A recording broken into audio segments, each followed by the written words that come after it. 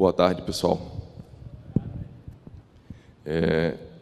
Eu queria primeiro agradecer a oportunidade da Universidade Positivo estar aqui trocando ideias, compartilhando um pouco do conhecimento com o pessoal do IEP e com a comunidade em geral. Nós vamos falar um pouco sobre projeto e planejamento de obras por meio da tecnologia BIM. E aí já cabe uma primeira correção, onde tem onde tem tecnologia, a gente já vai ver que não é bem tecnologia. Tá? Eu queria começar me apresentando. Que foto bonitona, hein? Eu sou Carlos Vasconcelos, eu sou lá de Natal, no Rio Grande do Norte. Moro em Curitiba desde 97, quando vim fazer o meu mestrado aqui. Acabei o mestrado, ingressei na academia e estou desde então trabalhando com programação de computadores, com tecnologia da informação aplicada à construção civil. Esse é o meu endereço de e-mail lá na Universidade Positivo. Bom, eu sou um cara saudosista. Gosto de tranqueira, gosto de coisa velha. Já tive um Opala década de 90. Tenho uma moto da década de 80.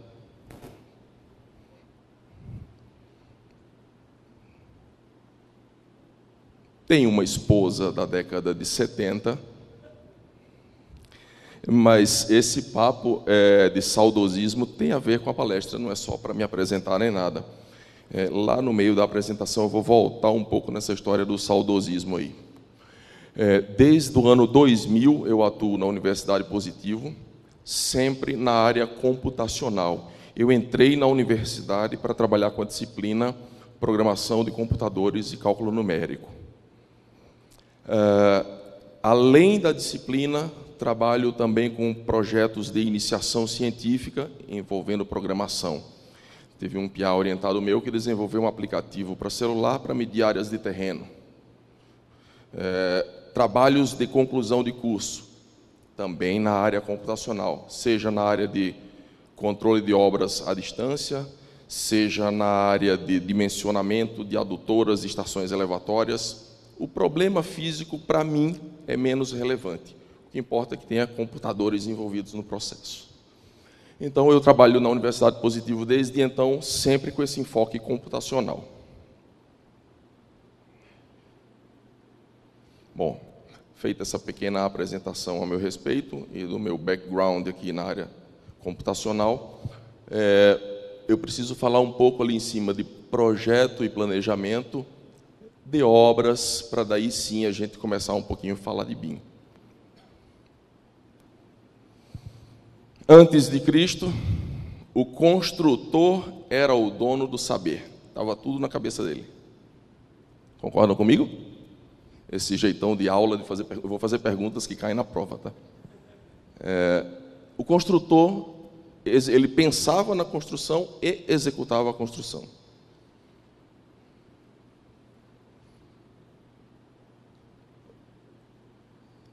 À medida em que as coisas foram amadurecendo, a tecnologia foi evoluindo, a gente separou quem pensa no problema de quem constrói. E aí surgiu a necessidade da informação ser transmitida. A informação de quem estava pensando no problema para quem ia, de fato, executar o que o primeiro havia pensado. Bom, a primeira informação a ser transmitida era o que fazer. O que fazer é o projeto. O projeto é pensado, é representado e é entregue para alguém executar. O planejamento, por sua vez, ele engloba mais aspectos. Envolve o quem vai fazer, como vai fazer, quando vai fazer, envolve muito mais detalhes do que o mero o que eu quero. Bom, se envolve tantos detalhes, envolve mais pessoas, são os especialistas. Exige mais necessidade de comunicação entre quem pensou no problema e quem vai, de fato, executar. E é natural que seja um pensar fragmentado, cada um no seu quadrado. eu quero saber de estruturas, eu quero saber de materiais de construção, eu quero saber de projeto elétrico, hidráulico e assim por diante, cada um entendendo de estruturas com sismos. Então, começa a surgir muita especialidade. Muito bem. Tudo isso envolve informação. Voltando, estou sempre recorrente aqui ao título da apresentação. Projeto e planejamento. Então, projeto é o que fazer, planejamento é como, quem, quanto, quando e assim por diante. E tudo isso envolve informação sendo transmitida. E aí entra o tal do BIM. Tá na moda isso aí, está na moda falar de BIM, né? Modelagem da informação da construção. Informação porque separou. Antes, o cara construía, estava tudo na cabeça dele. De repente, o que estava na cabeça dele precisa ir para mais alguém. Então, eu tenho um fluxo de informações aí que precisa ser transmitido. E eu preciso modelar agora essas informações que serão transmitidas. Não vai ser simplesmente um passar de papéis. Bom, aqui eu trouxe um pedacinho de um projeto arquitetônico. Essa é a primeira informação, é o primeiro aspecto de modelagem. É o brincar de faz de conta, né? Tem duas retinhas ali em cima paralelas, faz de conta que ali é uma parede. Então tem toda uma educação em cima dos profissionais para saberem que aquelas duas retinhas paralelas ali significam um monte de tijolo amontoado com cimento depois, com revestimento depois e assim por diante. Então é uma representação com o que a gente tem com o que a gente tinha na época, é só papel. Eu posso melhorar a qualidade dessa informação hoje em dia, já que eu tenho mais tecnologia, eu posso representar. Olá, saudade. Eu posso representar essa informação de maneira tridimensional, que vai facilitar a minha observação do meu objeto, que até então estava só na cabeça de quem idealizou. Então, agora eu tenho uma ferramenta mais poderosa para visualização. Isso não é BIM ainda. Isso é só uma representação, é uma transferência de informação de maneira mais rica.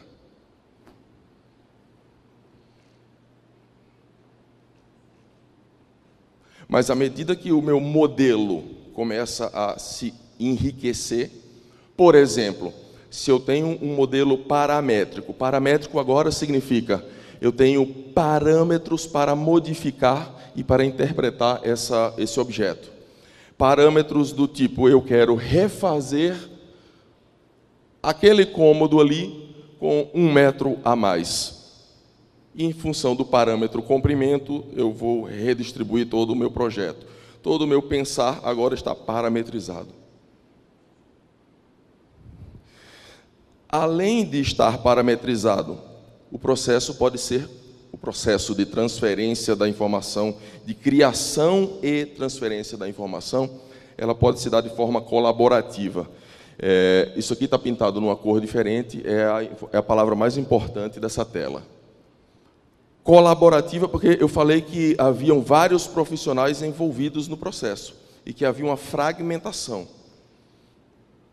Fragmentação, cada um no seu quadrado, o Fábio lá mexendo com estruturas, o Dair lá mexendo com os materiais e cada um no seu escritório e ninguém se fala. Se eu trouxer todo mundo para uma sala para trabalhar em conjunto, em prol de um único produto, eu estou tentando escrever um projeto, um produto com mais qualidade, com mais riqueza, porque está todo mundo colaborando ao mesmo tempo, simultaneamente, com esse produto. Isso é difícil, né? Isso é um dos pontos fracos hoje no BIM. Já vamos ver isso com outra abordagem, com outra cara. Interoperabilidade. Que nome lazarento, né? E no dialeto local é interoperabilidade. Assim, é difícil, estou treinando. Interoperabilidade é a capacidade de um software conversar com o outro. Um trabalha com estruturas, outro trabalha com instalações, outro trabalha com eficiência energética, modelagem ambiental e etc. E todos trabalham com um modelo comum. Interoperabilidade no ambiente de escritórios. Para mexer com escritório, com Office, com Word da vida, eu preciso pagar uma licença, certo? E com o Word eu só gero o documento no formato doc. Se eu tiver algum outro programa de edição de textos que não entenda aquele formato proprietário, eu vou trabalhar isolado. Então é necessário que existam formatos capazes de serem interpretados por várias plataformas. Essa interoperabilidade tem crescido bastante com padrões em BIM. Padrões abertos, padrões que todos os softwares compartilham informação. Voltando lá na informação. A informação é essencial, visto que tem várias pessoas pensando no mesmo problema. Eu preciso facilitar essa troca de informações.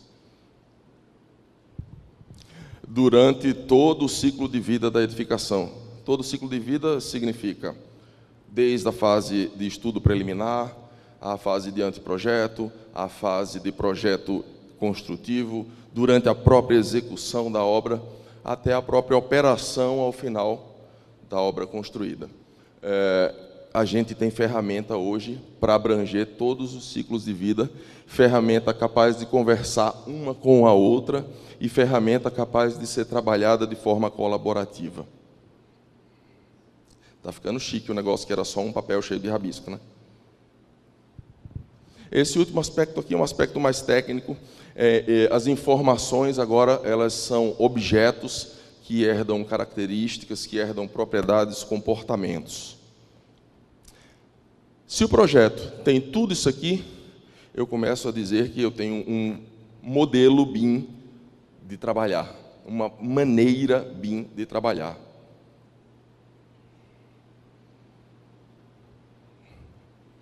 Opa, falei que o título da apresentação estava errado. Lembram qual era o título?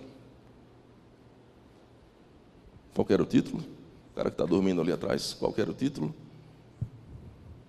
Para mim não, né, professor? O título era Projeto e Planejamento de Obras usando a tecnologia. Nossa, agora o cara acordou, né? Tecnologia BIM. Tecnologia BIM não é tecnologia. Tecnologia é um dos aspectos. BIM é um conceito que envolve essas três coisas aqui. Envolve o conceito, envolve pessoas, envolve processos, forma de trabalhar e envolve o uso de tecnologia também. Eu não falei que eu era saudosista?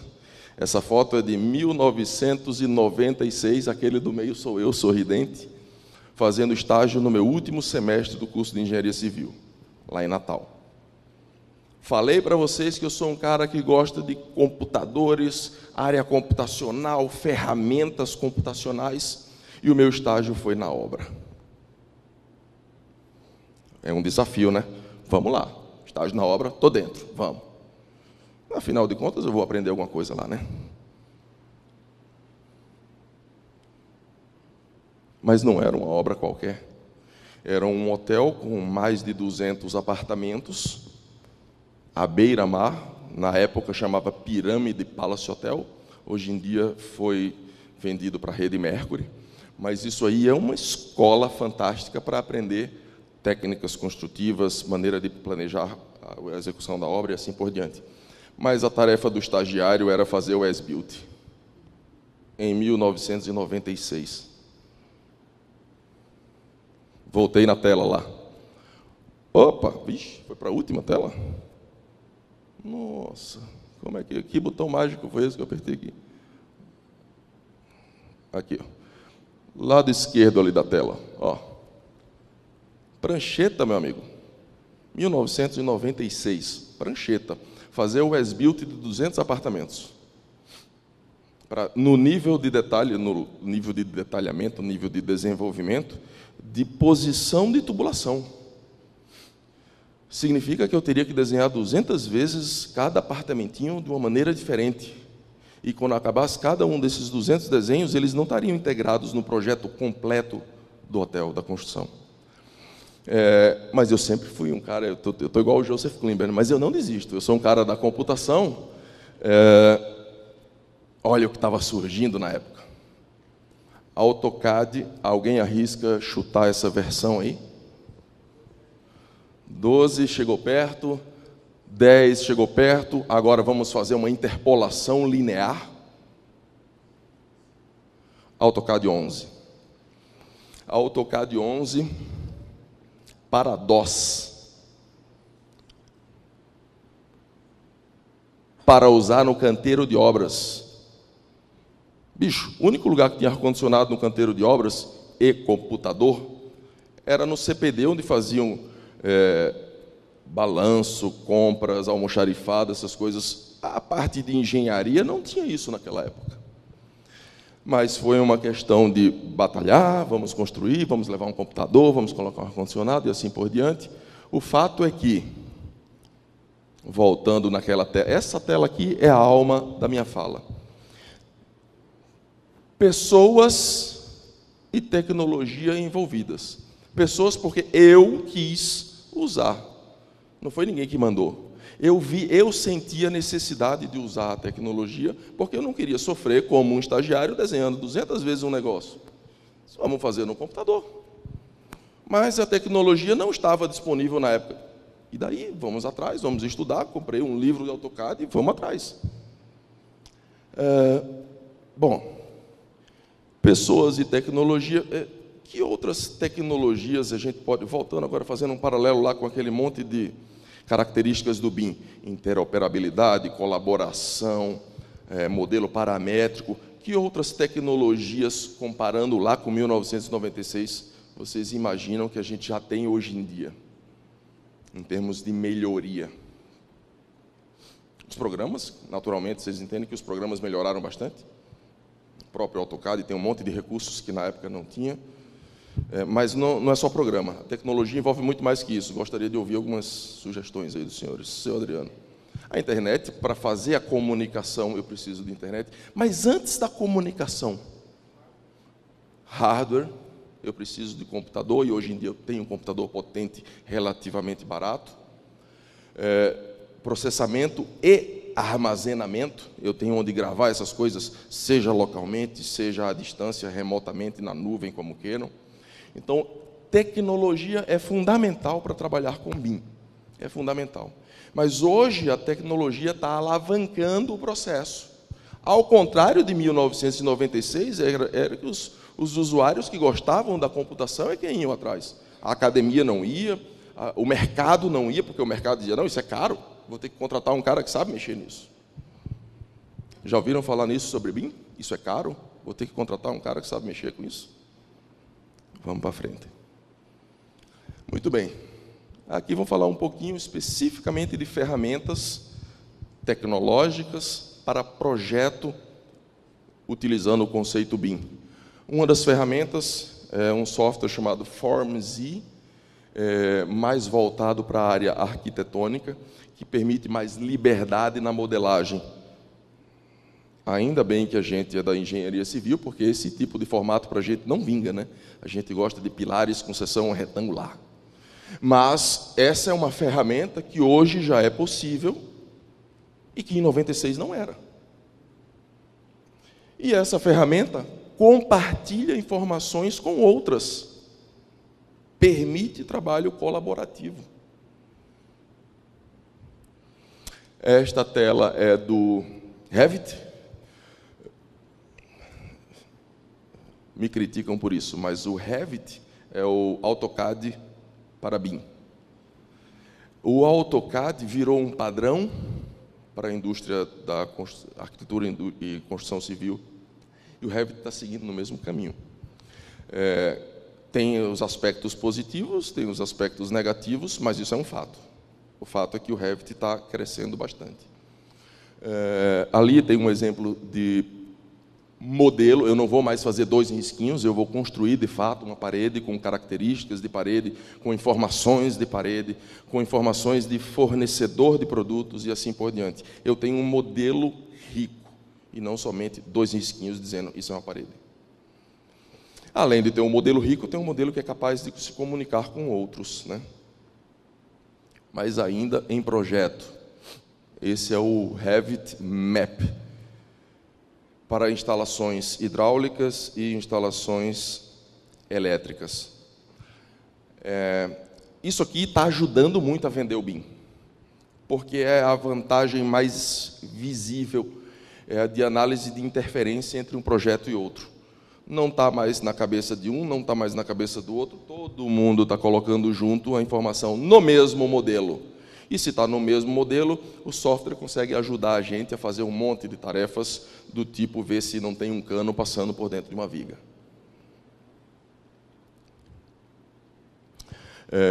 Essa ferramenta aqui é de um software nacional, de uma empresa chamada AutoQI, de Santa Catarina, se não me engano. Eles tiveram recentemente apresentando as novidades. Eles têm um software da área de estruturas, chamado Airberic, e tem outros dois na área de hidráulica e de elétrica, que eles uniram e chamaram de AutoQI Builder. Olha que legal que esse software faz. No BIM, usualmente, você faz o projeto compartilhado de estrutura. Um faz de estruturas, o outro faz o de hidráulica e elétrica, e você submete tudo junto para ver se não tem interferência. Legal. Mas esse aqui, ele lança a hidráulica e a elétrica já tendo a estrutura, de modo que não tenha interferência. Então, ele não tem detecção, é um recurso que não tem. Eles estudam a possibilidade de incorporar novos recursos, mas, convenhamos, não há necessidade, se ele já lançar a hidráulica e a elétrica, que não tenha choque com a estrutura. Tudo que eu estou falando aqui, ferramenta, tecnologia, para projeto. Para planejamento. O projeto era o quê, né? O quê? É o projeto, é a estrutura, é a instalação elétrica, é a instalação hidráulica. O planejamento é quem é o camaradinha que vai fazer, quando ele vai fazer, quanto vai custar, como vai ser meu desembolso e assim por diante. Se essas informações todas estiverem reunidas num modelo único, eu posso extrair facilmente, automaticamente, quase, não é bem verdade isso. Tem muita interferência do operador nisso, mas é possível otimizar muito mais o planejamento utilizando uma ferramenta BIM. Aí você vai dizer, mas isso aqui o cara já faz sem BIM, não faz? Claro, o cara constrói com papel, constrói com project, fazendo planejamento em project, usando Web Planner, usando qualquer ferramenta computacional ou não, mas isso aqui já se faz sem BIM. Qual é a vantagem de fazer com BIM? Integração. E qual é a vantagem de ter integração? A gente faz integração porque é legal? Não, ao contrário, dá um trabalho danado fazer integração. Mas qual é a vantagem de fazer integração? Tempo, economia, e está faltando um que eu acho o mais legal de tempo, é verdade, economia. Qualidade do produto, qualidade do projeto. Você tem um projeto mais rico, com menos erros. Então, ferramenta ajuda a economizar tempo, a economizar dinheiro, a fazer um projeto de melhor qualidade. Voltando na minha tela, isso aqui vai cair várias vezes até vocês decorarem. Questão 1 da prova vai ser isso aqui. BIM envolve pessoas, processos e tecnologia. O que vocês acham que dá mais trabalho de mexer aí? Nossa, vocês já viram a apresentação, é isso? Olha lá. Conseguiram unir a torcida do Inter e do Grêmio no mesmo lugar, para um jogo, Grenal. Não é fácil. Porque a cultura é contrária. A vida inteira a gente aprendeu a cada um estudar a sua coisa, e esse aqui é o meu, eu torço para o Grêmio e o outro que não. A propósito, eu torço para o América de Natal. Silêncio, maior que dó que dá, né? Não, ABC não presta. Então, pessoal, voltando lá na nossa tela chave, que não volta, trabalhar com a cultura, quebrar o paradigma de que trabalhar colaborativamente é melhor, é o que tem de mais difícil agora. Porque tecnologia é o que tem sido, assim, o BIM está crescendo por causa da tecnologia.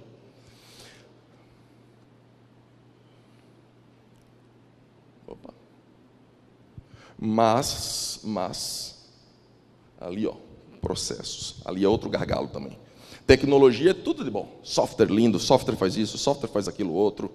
Mas trabalhar com o BIM colaborativamente muda todo o processo. Não tem mais o fluxo de entrega. Entreguei o projeto arquitetônico, entreguei o elétrico, entreguei o não sei o quê, vou compatibilizar. Não, está todo mundo junto, na mesma hora, produzindo o melhor produto. Quem que quer fazer isso?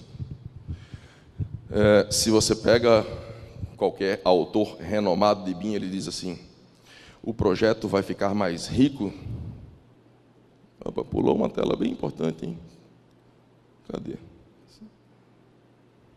Aí, essa tela aqui. Essa tela, os autores de BIM. Se eu não colocasse isso, o professor Chia ia me esfolar. Essa é uma tela que diz que os esforços têm que estar concentrados aqui. Ó. Essa curva 1 é a habilidade de mudar. Essa outra aqui é o custo da mudança. Então, é melhor que a gente faça o fluxo de trabalho aqui, onde é mais fácil e mais barato. Espera aí, é mais fácil de mudar, mas é mais difícil de fazer as pessoas trabalharem aí. Então, o nosso paradigma hoje é tentar fazer as pessoas gastarem energia aqui. Tem um problema conceitual. Um cara projeta, o outro executa, o outro constrói, certo? Como é o nome do cara que projeta? Como é o nome, não. Qual é a profissão do cara que projeta? É o projetista. E quem é o cara que constrói? Se você chamar o construtor para aquela fase ali, ele não é mais construtor. Ele vai estar dando pitaco no projeto, ele vai dizer, agora eu sou projetista, eu quero receber por isso também. Então, envolve processo.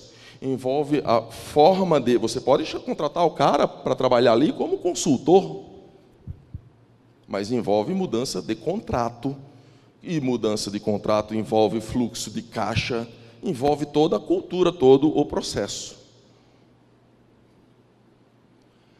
Voltando... que saudade. O Rio Grande do Norte produz sal. O carro ficava estacionado ali em cima. Tinha que lavar todo dia, porque ele ficava encebado de maresia. Meu Deus, que vida. Por isso que é bom trabalhar com computadores, ar-condicionado e tudo mais. Vamos para frente, vamos para frente.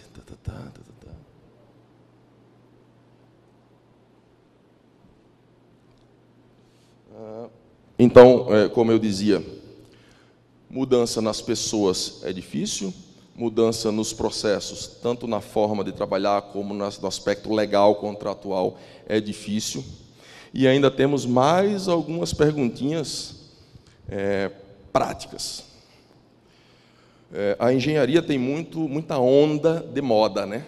De repente a moda era qualidade total. De repente a moda é Lean Construction. Meu Deus, quem ouvir isso, disser que eu ouvi que eu estou dizendo que isso é moda. De repente a moda é BIM. Pô, se o troço é tão bom quanto estão pregando, para que precisa ficar pregando? O troço não é bom? Ele deveria se vender por si só, né? Bom, por que não estão utilizando? Quais as justificativas? Questões práticas. Por que não estão utilizando, visto que, do aspecto teórico, é tudo de bom? Cultura, custo, qualificação, custo para qualificar também. Tem um monte de aspectos que a gente está ciente que são preocupantes. Mas é uma corrida, né? Está todo mundo fazendo a sua parte. Lá em 96, ninguém queria trabalhar com CAD. Certo? As universidades estão fazendo o seu papel com pesquisas. As empresas de software têm parceria com todo mundo, tentando trazer o recurso mais adequado à necessidade do projetista. O governo, por sua vez, está especificando normas, está ditando padrões e assim por diante. Está todo mundo na corrida. Então, isso não é uma moda. Quem não entrar vai ficar para trás, né? Bom, mas olha, eu falei ali de... Vamos voltar. Academia. Eu falei de tecnologia, de software. Falei de governo. Mas e o mercado? Os construtores? Os arquitetos? Por que a indústria não está utilizando o BIM, não está adotando rapidamente? Pelos mesmos motivos? Vai continuar para sempre dizendo que é caro, que é difícil, que ninguém sabe, etc., assim por diante? A resposta é bem simples. Já tem gente fazendo isso. Já tem gente fazendo isso. Trento Arquitetura, do professor Alexandre Trento, professora Ana Paula Trento. Os dois são colegas lá da Universidade Positivo e têm um escritório. O depoimento do Alexandre é assim: eu não conseguiria trabalhar mais da forma convencional. Mas ele não trabalha sozinho. Ele trabalha com empresas especializadas em BIM também, de ex-alunos do Positivo. E com construtores que compraram a ideia e trabalham colaborativamente. Para o cara dizer que não volta a trabalhar da maneira convencional, significa que todo aquele blá blá blá teórico é verdade. Então, por que não estão usando? Não sei. A minha opinião, de novo, opinião, é que não descobriram ainda.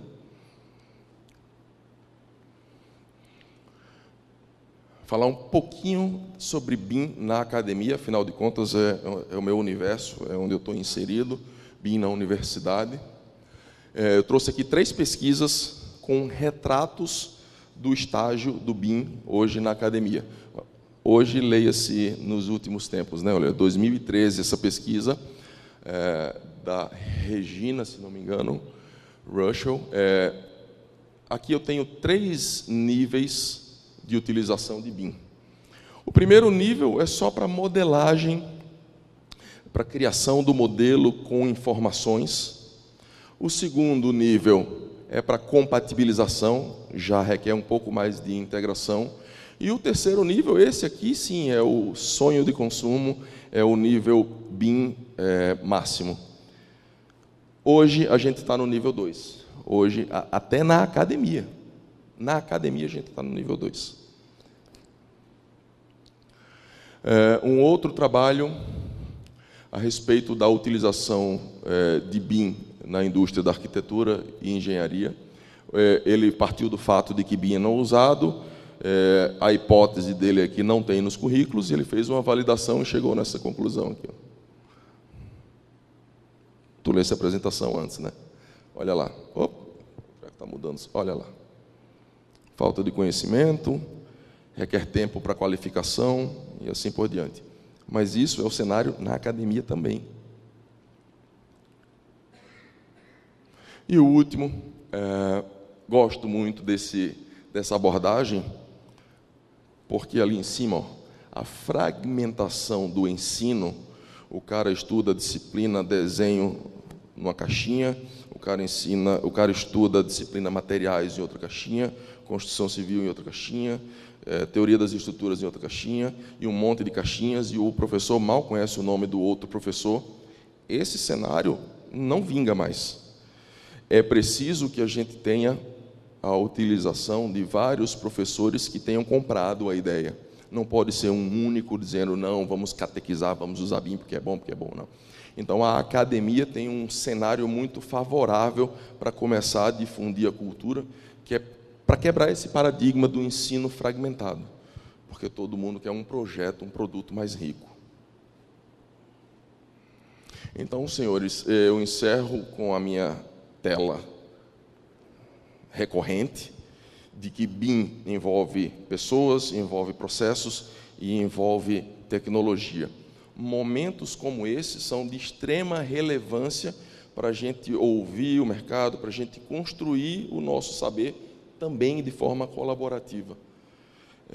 Então, eu queria agradecer de novo a oportunidade e eu estou à disposição aí para perguntas.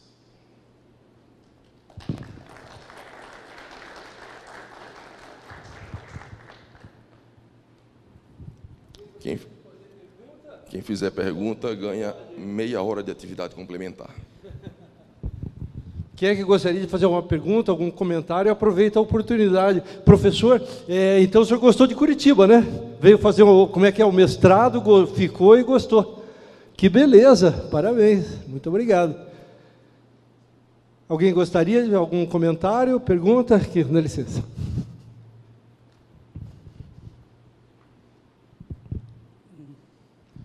Professor, oi. Você não acha que no futuro o curso de engenharia que a gente tem hoje vai ter que mudar para poder se enquadrar nessas novas tecnologias? Porque a gente ainda está aprendendo muito a continha, o processo em si, a gente não vê ele como um todo. Fique de olho no quadro de avisos do AVA, que amanhã eu vou publicar a grade nova. Ah, mas eu não vou mais pegar a grade nova, vou me formar ano que vem. Vai, o ano que vem tem mudança na grade também. Porque a gente na faculdade ainda trabalha muito separado. Esse processo de integração ainda não é muito uma cultura da academia. Não era. A gente está com uma discussão toda, desde disciplinas de modelagem matemática no começo do ano, de cálculo, de física, para a gente quebrar um pouco o paradigma de que o engenheiro vai lá fazer um monte de conta, sem saber para que serve aquela equação diferencial, quais são as implicações, quais são as possibilidades de uso daquela equação. Então, a gente está com a ideia de fazer um cara muito mais com capacidade de análise do que com capacidade de fazer conta. E isso vai desde o começo, desde disciplinas fundamentais, e vai passar por todas as técnicas também. A gente está com uma mudança de grade para incluir BIM em várias disciplinas. E BIM envolve vários professores, envolve, assim, o espaço da academia é o espaço adequado para isso. Mas fique de olho no AVA que vai ter mudança na grade. Sabe que, na realidade, a engenharia como um todo, quando a gente vai abordar um problema de engenharia que nós temos que resolver, eu até digo para você, eu tenho 52 anos de formado e a minha, vamos dizer assim, a minha tendência era para o que eu faço hoje, estruturas. E eu estagiei no escritório de um dos grandes engenheiros que o Paraná teve, que é o professor Euro Brandão. Fui o único estagiário do escritório dele, primeiro, último e único. E de lá eu saí direto para a cadeira de pontes, eu fui lecionar pontes. Fui o último assistente dele quando ele foi para Brasília. Mas ele, impressionantemente, ele, sem saber desse negócio de BIM, dessa integração, ele já era um integrador. Ele tinha essa visão exatamente que você abordou aqui. Isso não é a regra. O cara tão específico quanto pontes, cara, não mexa comigo. Ponte é comigo. Essa é a ideia. Não, verdade sim. Só que ele incutiu em mim, ele chegava e dizia para mim, Lacerda, você tem que ser um engenheiro eclético, você tem que saber da parte hidráulica, porque na hora que você vai fazer o projeto de uma ponte, você vai interpor, entendeu, um obstáculo no regime do rio, você vai alterar o regime do rio, você vai passar a, vamos dizer assim, determinar que cargas e tipos de cargas vão passar a atuar no leito do rio.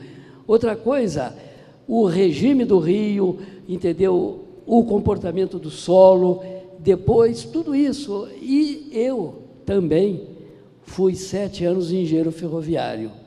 E você, como engenheiro ferroviário, entendeu? Você tem uma visão melhor do que a do engenheiro rodoviário, porque fazer uma rodovia é fácil. Você faz a terraplanagem, depois você põe aquilo que sempre se faz, né? Que é o normal. A ferrovia, ela tem outros aspectos muito mais importantes, porque aquele conjunto, aquela base elástica por onde o comboio trafega, aquilo ali é um verdadeiro BIM. Por quê? Porque você tem o solo, você tem o lastro, você tem a dormentação e a linha, e em cima o trem. Se você não souber integrar todo esse comportamento, o que vai acontecer? Descarrilamento, acidente, que é o que está acontecendo. Então, você veja, eu tenho a impressão que os camaradas que hoje, entendeu? Que hoje não, que já faz tempo que lançaram o BIM, é porque eles tinham esse conceito lá atrás. Perfeito. Certo? Perfeito. Perfeito. Do produto ser de maior qualidade e não ser um produto focado, né? Tem que ter a visão completa do problema. Boa tarde. Primeiro, parabéns pela palestra. O tema particularmente me interessa muito, porque, primeiro, eu sou arquiteto, sou associado aqui do IEP também, mas eu faço mestrado hoje na UTFPR em computação aplicada. Então, toda a minha pesquisa é relacionada à realidade virtual, modelagem, enfim, representação virtual do ambiente construído.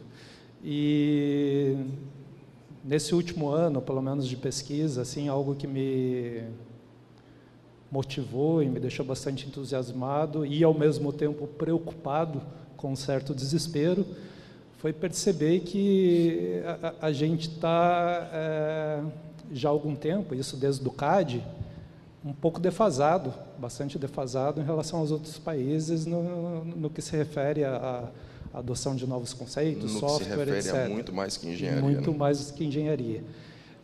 Eu digo isso porque, pesquisando sobre BIM, enfim, como aplicar isso à cidade, eu, em certo momento, me deparei com o tal do CIM, com C, né, que é o BIM aplicado à cidade, que seria o City Information Modeling, né?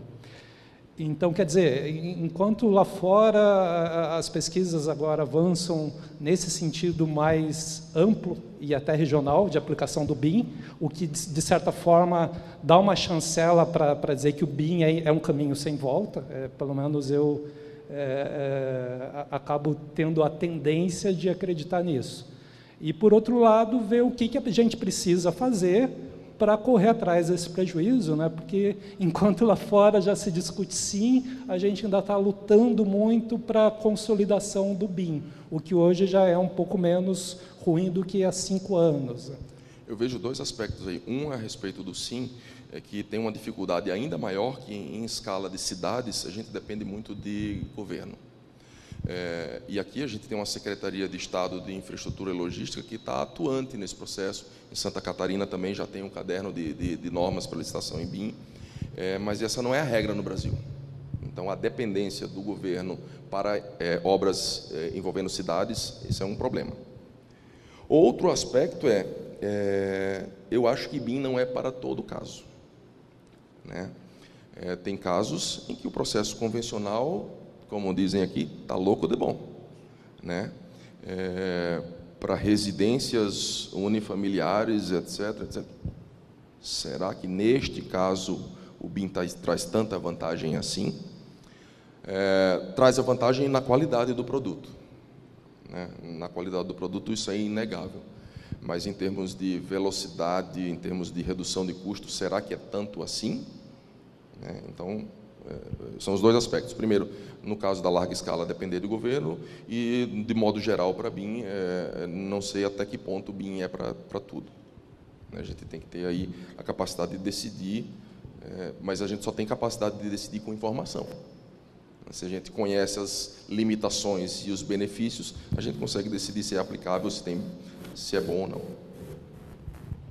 Oi. Bom, parabéns pela palestra, professor.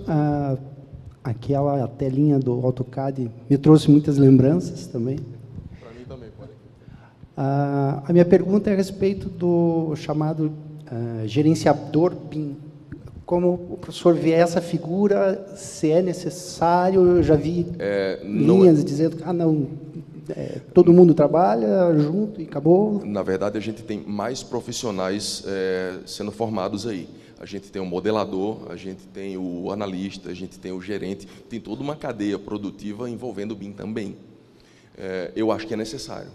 Eu acho que é necessário porque, assim como tem o especialista na área de estruturas, tem o especialista na área de hidráulica, tem que ter um cara especialista nessa coordenação de troca de informações, de entregas. Eu acho que é um saber muito específico. Obrigado.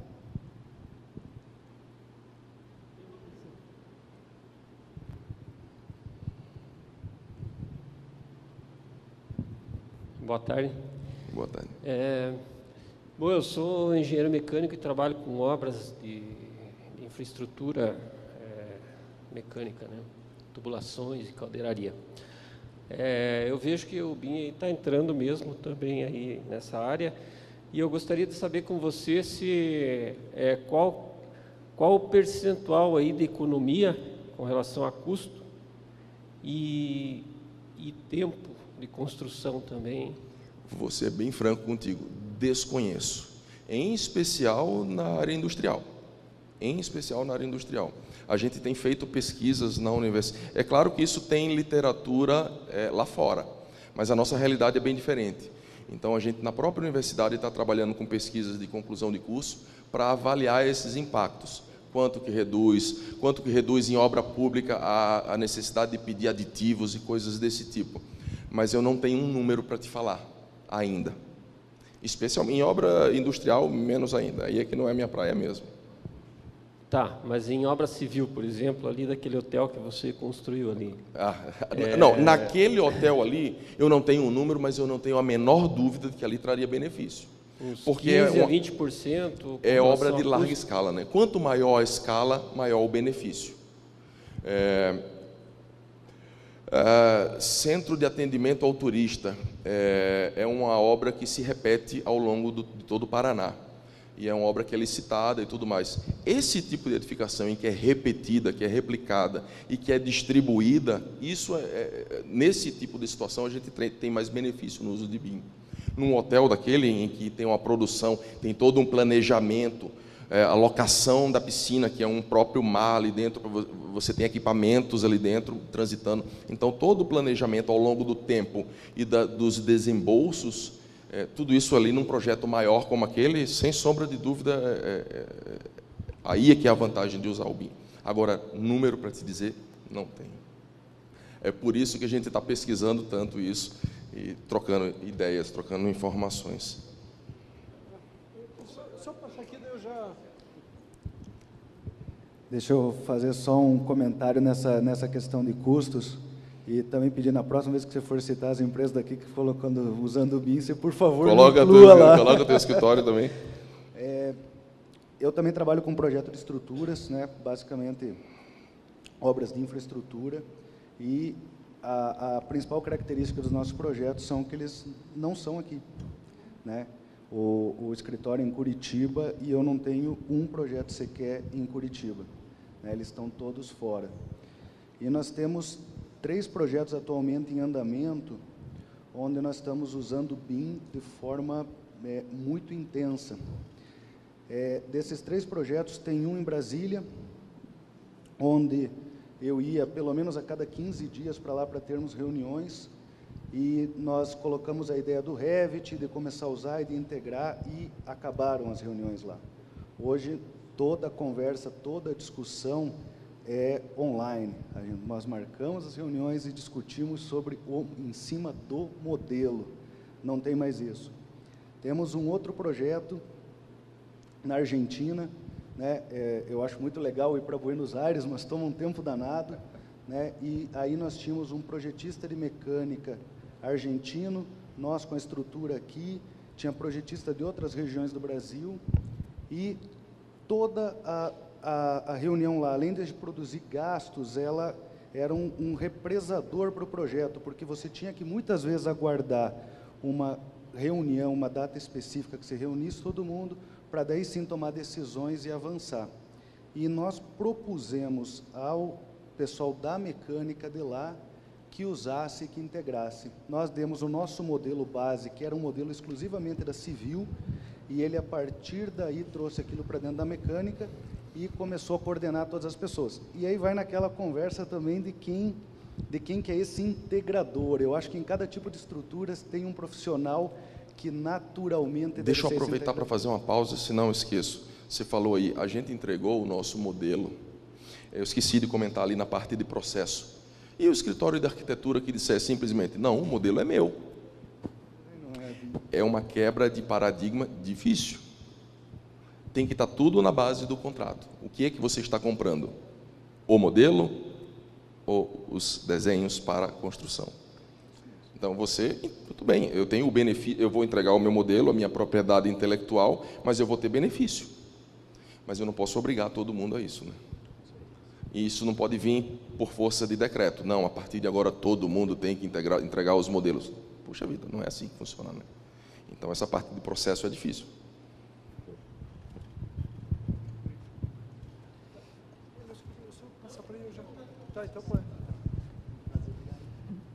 Eu só queria ter uma dúvida que todo Lean Construction, qualidade total, os modismos, né? A gente aqui no Brasil sofre um pouco com, vamos dizer, uma certa ilusão de uma picaretagem em cima de cada modismo que aparece, cada termo, que acaba corrompendo e colocando. Eu tive uma experiência com um BIM, que na realidade não era BIM, há uns 2 anos atrás, uma empresa de fora que vendeu para o cliente nosso obra industrial com um BIM, em que nós tivemos que refazer o projeto inteiro. Não havia a menor compatibilidade entre as disciplinas, não havia nada. Havia uma tela muito bonita em que o pessoal circulava por uma estrutura, era um efeito de Hollywood mesmo, né? Eu gostaria de saber as empresas sérias, quem mexe com isso, está se garantindo de como a gente vai... Essa é uma discussão. Assim, eu faço aula lá com o professor Xia, lá na Federal, no doutorado, e essa é uma das minhas perguntas. Não tem uma chancela? Empresa certificada a trabalhar colaborativamente com o BIM? Não tem.